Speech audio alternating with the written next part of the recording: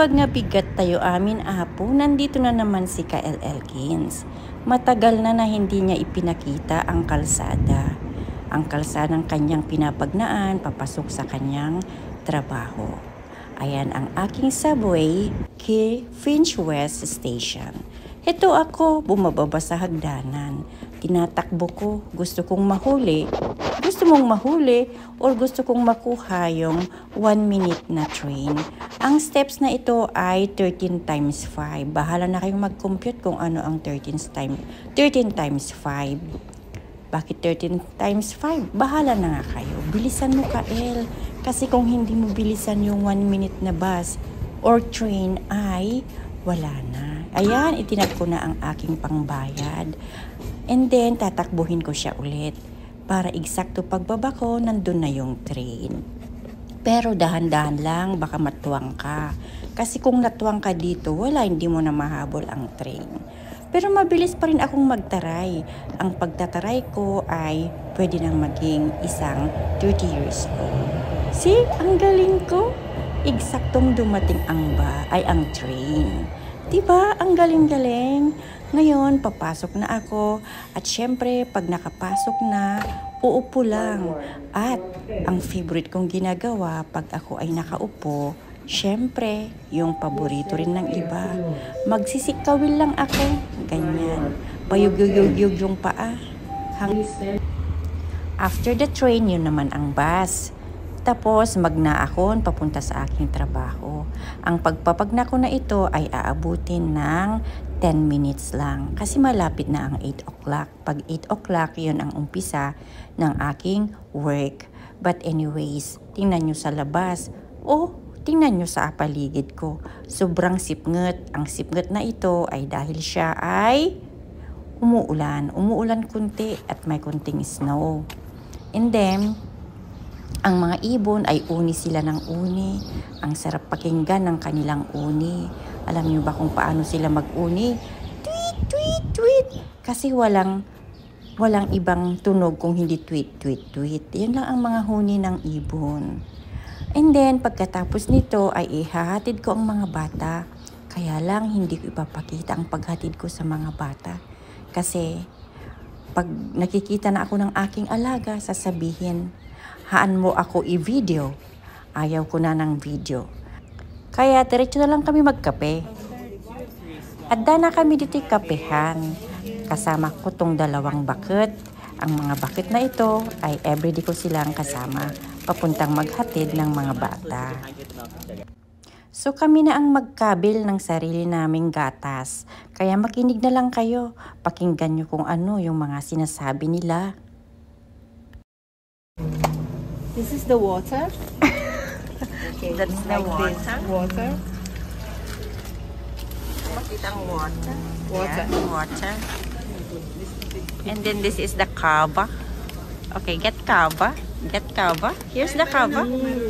And this is the And that's the cream. cream. And I need, what is this? Milk? Milk. And this is the milk. And this is how you stir the coffee. And this is the cocoa. I don't like cocoa. I just want plain. And this is the lid. And that's the paper towel. Oh. And we go up the stairs. You have to be careful because it's a bit Walk like an old lady. because she's old. Ang lakas ng kanyang tawa. She's old. And I'm quite old too. So I have to be careful. Very Very stiff. Very stiff, Walk yeah. like an old lady. At kailangan kong i-mute dahil malakas ang kanilang music. So ito na, uupo na kami. Kunti lang ang tao, basit lang. Kami lang ang nandito, plus 3 naka-computer. Ang mga nandito pala pag nagkakape sila, karamihan ay nagtatrabaho. Kami naman, pahinga namin ito ng 1 oras. Mag-cheers daw kami sa tinapay, hindi alak. Ganito kami every Thursday. Cheers to the max. Pagalitan ko ay Mountain Blonde. At ayan, bababa na naman ang mga old age. Yeah. Well, going down is a bit easy. Okay. At uulan? Umuulan ba?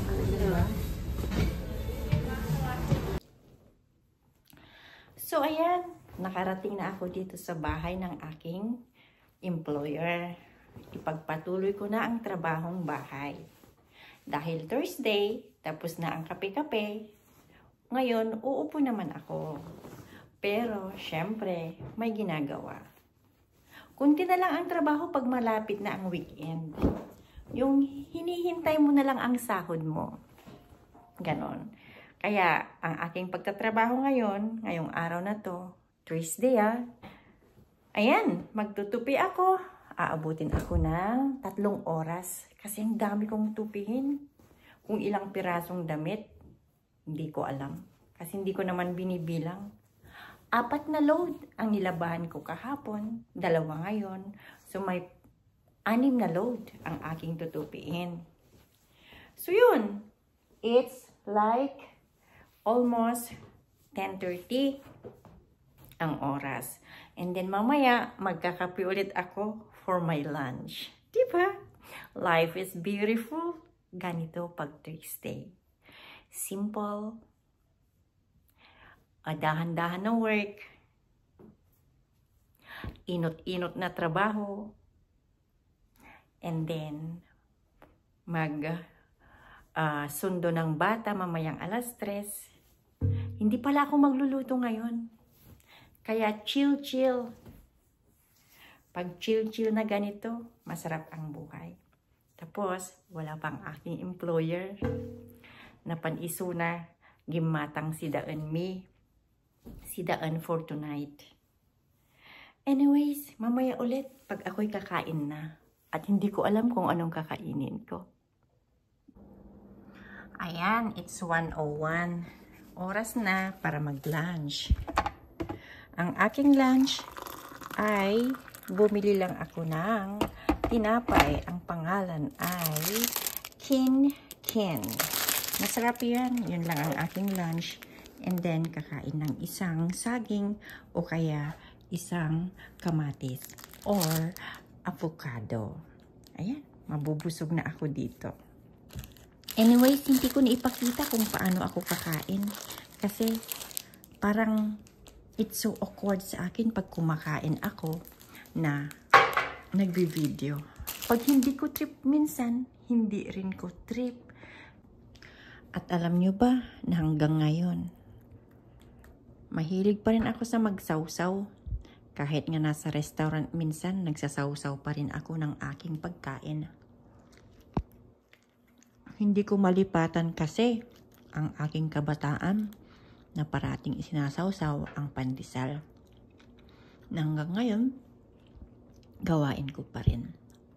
Anyway, salamat sa panonood kay Kyle Elkins and see you all next time.